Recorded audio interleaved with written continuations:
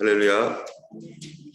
네, 오늘 말씀은 이제 히스기야의 죽을 병과 또 그가 어떻게 회복되었는지, 또 그로 인해서 바벨론에서 온 사신들에게 그의 모든 이스라엘의 유다의 비밀곡까지 다 보여준 그 내용과 그로 말미암아 하나님께서 그에게 선포하셨던 내용, 히스기야의 죽음, 그의 아들 므낫세가 왕이 된, 그리고 아몬, 그의 또 그 아들 아몬이 왕이 되고 그 다음에 그 아들 요시아가 왕이 된 이야기까지가 이제 오늘 본문의 내용입니다.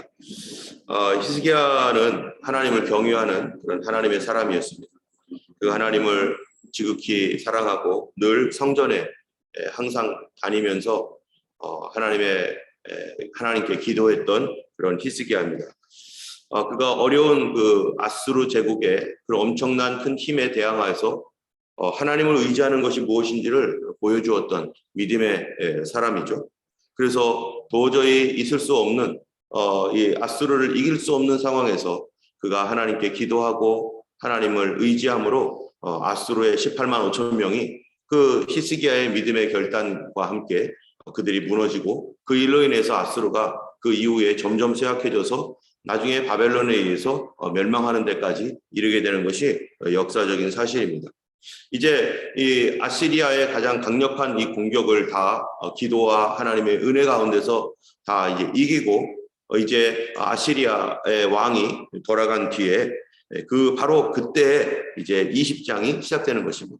그때 히스기야가 병들어 죽게 되매, 이 신실하게 행하던 히스기야 왕위에 오른 지 14년 만에 그가 이제 병으로 죽게 되었습니다. 이 히스기야 왕이 이제 아직은 젊은 나이입니다. 히스기야가 몇 살에 왕이 되었냐면 25살에 그가 왕이 되었어요. 25살에 왕이 되었는데 14년 만에 이제 병이 들었다는 것은 지금 몇 살입니까? 그러면 14년이 지나면요. 아마 39세? 예. 이 40도 되지 않은 나이에 그에게 심각한 병이 걸린 거예요. 이 치명적인 병이 걸려서 그래서 하나님께서 그에게 말씀하시기를 이렇게 말하는 거예요. 히스기야가 병들어 죽게 되매 아모스의 아들 선지자 이사야가 그에게 나와서 그에게 이르되 여호와의 말씀이 너는 집을 정리하라, 네가 죽고 살지 못하리라 하셨나이다. 이제 하나님께서 이사야에게 아마 이 히스기야가 이 병이 들었을 때 그 병을 이기려고 여러 가지 뭐 처방도 받았고, 뭐 그 궁중에 이 왕의 주치의가 얼마나 대단한 사람이 있겠습니까? 그래서 그 왕의 주치의가 최고의 의술로 히스기야를 고쳐보려고 많은 노력을 하고 애를 썼을 거예요. 그런데 그것이 되지 않습니다. 그런데 이사야 선지자를 통해서 또 청천벽력과 같은 메시지를 듣는 거예요. 당신이 죽을 것이니까 이제 유언도 남기시고, 그리고 집을 정리하세요. 이제 다른 모든 부분들은 이제 다음 사람에게 물려줄 준비를 다 하셔야 됩니다. 라고, 네가 죽고 살지 못하리라 라고 하는 이 메시지를 그가 듣습니다. 히스기야는 국가의 엄청난 위기를 하나님 앞에 온전히 믿음으로 신뢰하며 하나님 앞에 나아감으로 말미암아 건졌던, 그런 나라 전체를 구원했던 그 위대한 히스기야 왕, 이제 개인적인 위기에 닥쳤습니다. 모든 사람들이 유다는 분명히 망할 것이다, 유다는 이제는 끝났다라고 생각하면서 북이스라엘도 멸망하고 이제 조그맣게 남은 이 유다를 이제는 누구든지 유다는 아수르 제국에 의해서 멸망받을 것이라고 했지만, 그러나 히스기야는 믿음으로 하나님만 의지하는 신앙을 견지하고 그거를 붙들고 이사야의 조언을 따라서 정말로 하나님 앞에 나아가 기도함으로 정말로 하나님께서 그 나라를 보호해 주심으로 말미암아 유다가 보호가 됐는데, 이제 그의 죽음을 맞이하게 되는 개인적 위기를 겪게 됩니다. 국가적 위기를 잘 막아냈던 히스기야, 개인적 위기에 하나님의 선포한 말씀도 있어요. 너는 죽을 것이다. 여러분, 이런 메시지를 들을 때 우리는 39살의 히스기야가 이 메시지를 들으면 어떻게 해야 됩니까? 아멘, 하나님, 주께서 내가 여기까지 사는 것이 하나님 뜻이라면 여기서 죽지요 뭐, 이렇게 우리가 해야 되겠습니까? 근데 히스기야는 아직도 할 일이 너무 많은 거예요. 왜 할 일이 많으냐? 지금 아수르 제국이 약해지긴 했지만 여전히 강력한 아수르 제국이 분노를 품고 있습니다. 유다에게 졌기 때문에 이제 이거 다시 어떻게 우리 전열을 가다듬어서 우리가 연약해지고 있는 이 나라를 다시 강력하게 해서 유다를 다시 점령하든지 해야겠다라는 그런 강력한 그런 마음이 굉장히 많아요. 아직까지 그 나라가 조금 약화됐다고 하더라도 아무것도 못하는 그런 나라가 아니라 아직까지 강력한 세계 최고의 제국이에요. 그러니까 여전히 힘이 있습니다. 이런 가운데 히스기야가 믿음으로 지금 이 나라를 방어하고 하나님의 도우심, 히스기야 왕의 믿음의 결단을 통해서 하나님의 보호를 받고 있는데, 만약에 히스기야 왕이 여기서 죽으면, 39살 나이에 여기서 죽으면 개인적으로는 이제 죽는 것이지만, 히스기야처럼 하나님 앞에 무릎 꿇고 엎드려 그 다음 왕이, 그 다음 아들이 하나님 앞에 그렇게 기도하고 나아갈 것인가? 그렇지 않을 수 있다는 거예요. 히스기야처럼 그렇게 순종하며 나갈 수 있는가? 히스기야는 이 국가적인 위기에서 하나님의 도우심을 받았는데 아직도 여전히 아수르는 강력하게 나가고 있고 이것을 계속해서 믿음으로 지켜나가야 될 그런 운명이 있습니다. 그런데 하나님의 이 말씀에 너는 죽고 살지 못하리라. 이 말씀을 히스기야는 듣고 어떻게 합니까? 곧바로 2절에 보니까 히스기야가 낫을 벽으로 향하고 여호와께 기도하여 이르되, 그 메시지를 듣자마자 너 하나님께서 이제 집 정리하라고 했으니까 이제 준비하십시오. 이제 죽을 것입니다. 라는 메시지를 듣고 그는 어디로 갔냐면은 이 히스기야가 자기의 그 왕국의 벽을 향해서 이제 하나님 앞에 기도하는 것이고, 이사야는 어떻게 합니까? 이사야는 이 메시지만 주고 왕궁을 빠져나가는 중이에요. 여러분, 이런 메시지를 들을 때 누군가가 하나님께서 말씀하셨습니다. 당신은 죽고 살지 못할 것입니다. 라고 말한다면 우리 어떻게 해야 됩니까? 여러 가지 반응이 나올 수 있어요. 어떤 사람은 아마 화를 내면서, 아니 내가 하나님 앞에 믿음으로 살았는데 하나님께서 여기서 나를 고쳐주지 않고 죽는다고 하면서 화를 낼 수도 있어요. 아니 어떻게 이럴 수가 있느냐? 내가 하나님께 얼마나 충성했는데, 하나님께 헌신했는데 이제 내 생명을 여기서 끝낸다면은 이건 말도 안 돼 하면서 하나님 앞에 막 화를 내고 이사야에게 화를 낼 수도 있습니다.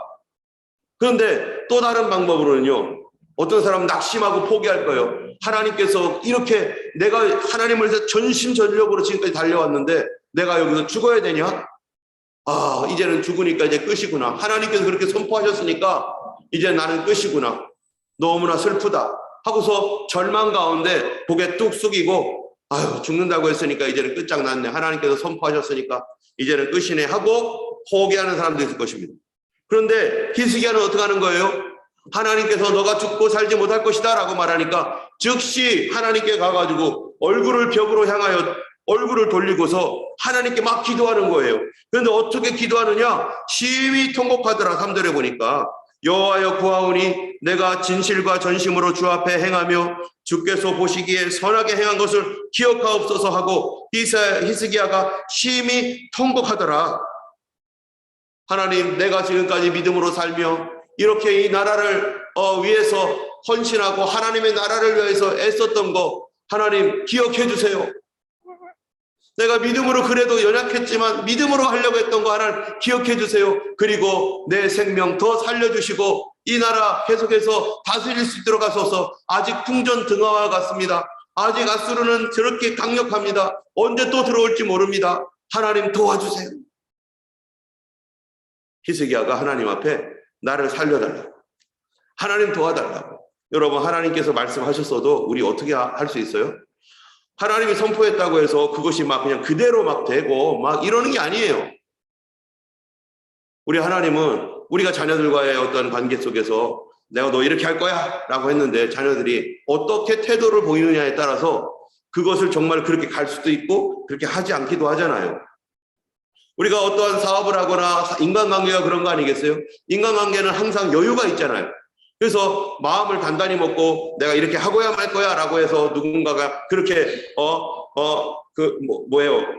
그런 식으로 말을 할 때 이 사람의 보이는 태도, 말 한마디로 천냥빚 갚는다고, 그 이 말에 대하여서 이 어떤 태도를 보이느냐에 따라서 그것이 정말로 그렇게 되거나 그렇게 되지 않을 수도 있는 그런 여지가 얼마든지 있죠. 그게 사람 관계 아닙니까? 하나님과 우리의 관계도 마찬가지예요. 하나님께서 전능하시고 절대적이신 하나님이지만 하나님께서 절대적이고 전능하신 그 하나님의 계획 가운데 하나님이 그대로 가게 하는 게 있어요. 그렇게 밀고 가는 것이 있어요. 사람과 상관없이 예수님이 이 땅에 오신 것, 인간의 조건과 인간의 어떠한 우리가 어떤 태도를 보였느냐에 따라서 하나님이 결정해서 오고 안 오고 한 게 아니라 인간이 여전히 범죄하고 하나님을 대적하는 관계에 있지만 그러나 하나님의 때, 하나님의 뜻 가운데서 예수님이 이 땅에 무조건 오셨습니다. 이건 하나님의 절대적인 뜻이고 주님의 재림도 마찬가지죠. 하나님의 어떤 절대적인 섭리 가운데 분명히 그렇게 될 거예요.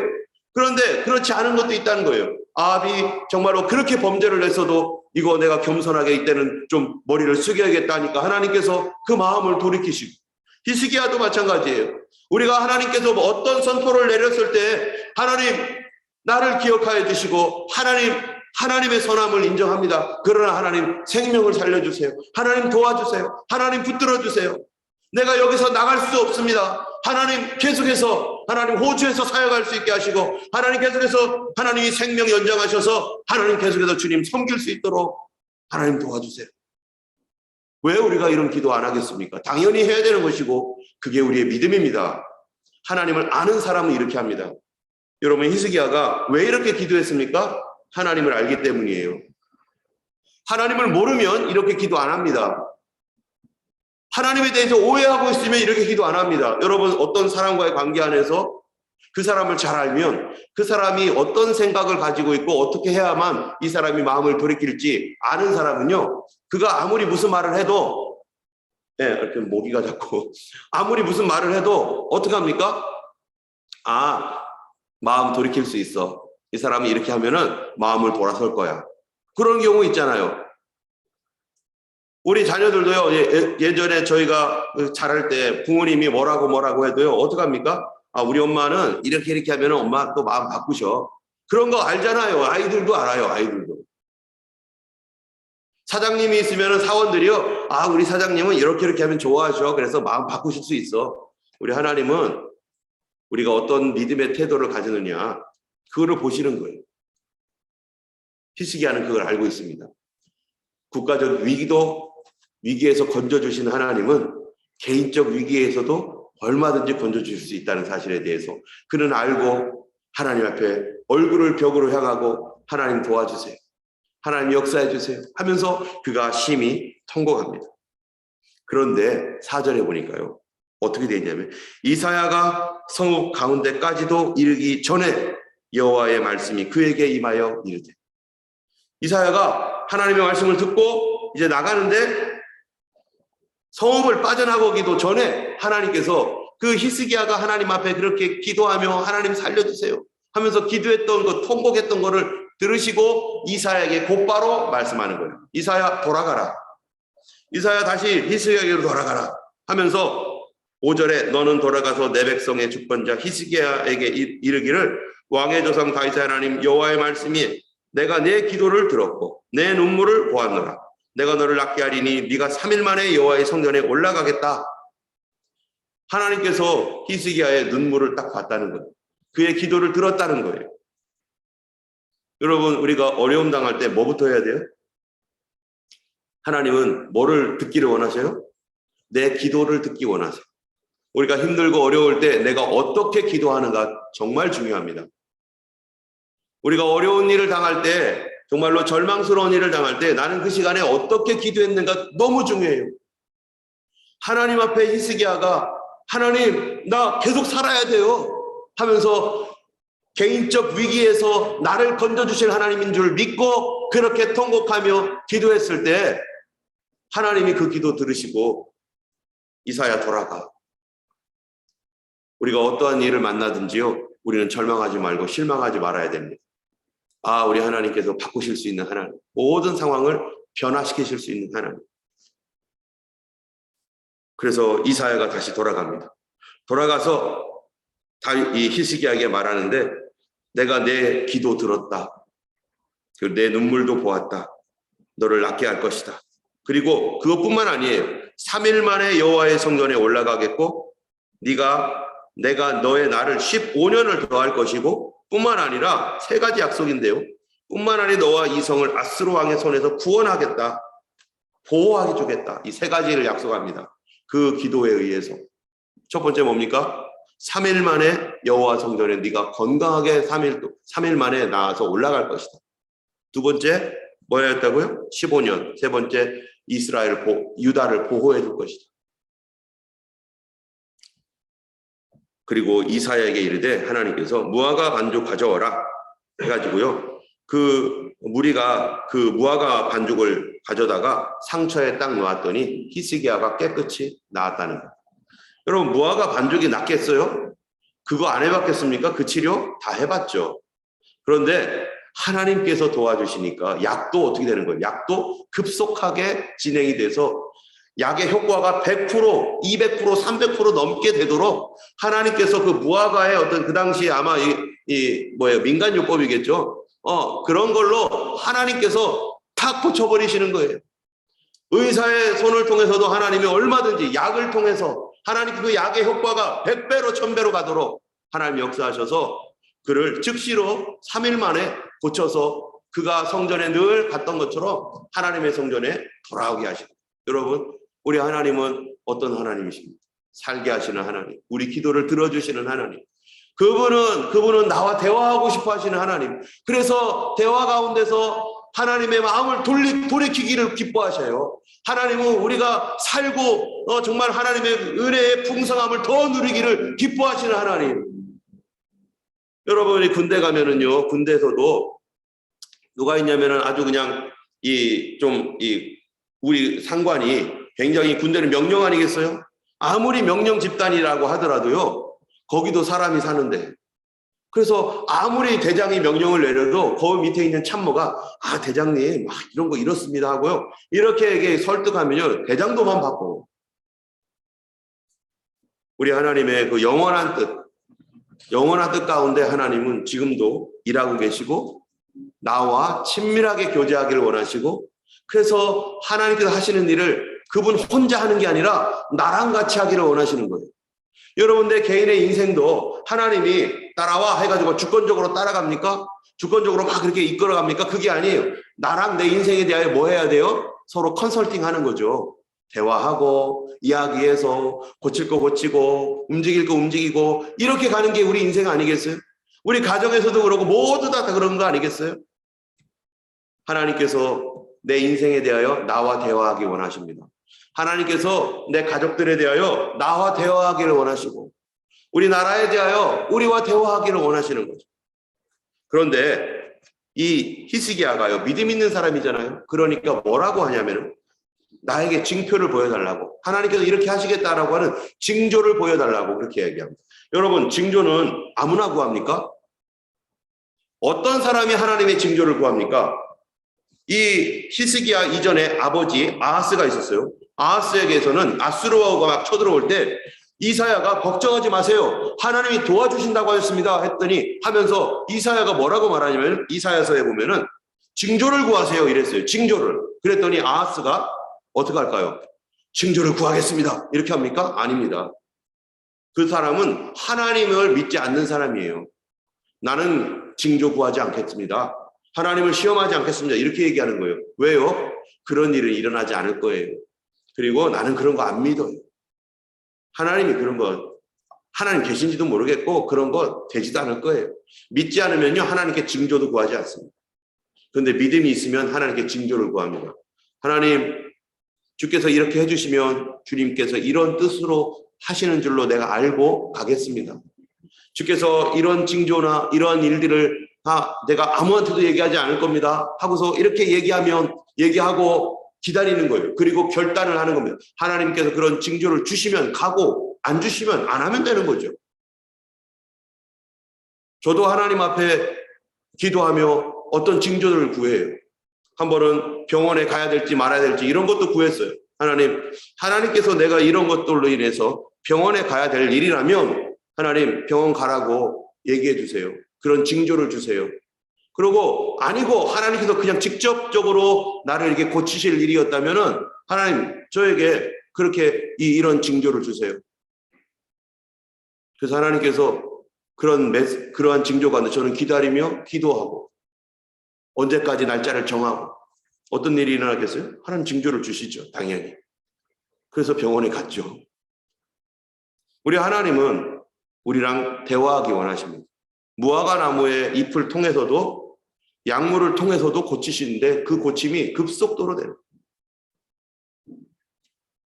우리 하나님의 역사는요 변하지 않습니다. 하나님은 전능하신 하나님이십니다. 우리랑 대화하기 원하시는 하나님이십니다.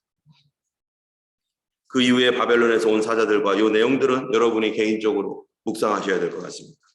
우리 하나님 앞에 오늘도 기도할 때 우리 하나님은 우리와 대화하기 원하고 내 인생에 대하여 이야기해 주기 원하십니다. 오늘도 주님과 동행하시는 하루, 우리 하나님의 좋으신 그 하나님의 그 은혜를 우리가 마음껏 누릴 수 있는 그런 하나님과의 친밀한 우리 가운데 예수 안에서 더 풍성해지기를 주님의 이름으로 축원합니다. 기도하겠습니다. 하나님 아버지 감사합니다. 하나님 우리의 작은 신음에도 하나님이 귀를 기울여 주시고 응답해 주시는 하나님. 아버지 하나님이여 참으로 주님과 대화하고 주님의 뜻을 따라가고 주님께 친근히 하고 주님을 더 가까이 하는 우리 모두가 되게 하여 주시고 성령 안에서 늘 하나님이여 주의 뜻을 조차 행하는 저희들이 되게 하옵소서. 오늘도 하나님 모든 과정 가운데 주님 영광 받아 주시옵시고 또 하나님의 뜻이 하늘에서처럼 우리 가정과 내 삶과 우리 교회에 이루어지게 하여 주옵소서. 예수 그리스도의